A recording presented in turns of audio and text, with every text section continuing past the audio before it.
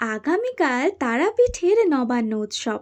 তারাপীঠের সব থেকে বড় উৎসব। যেহেতু এখানে তারামা প্রতিষ্ঠিত রয়েছেন, তাই আলাদা করে কোনো দেবী পুজো হয় না।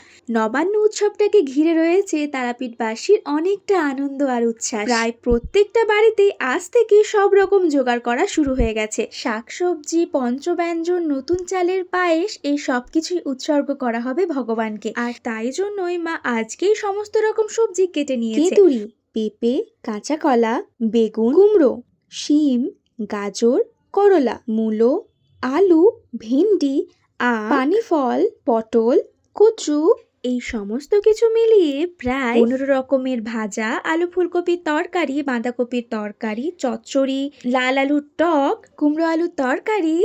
এই এত কিছু রান্না করতে গেলে আগের দিন থেকে কেটে রেখে দেওয়াটাই ভালো, তাই না? তবে নবান্ন উৎসবকে ঘিরে রয়েছে প্রত্যেকটা বাঙালি বাড়ির অনেকটা আনন্দ।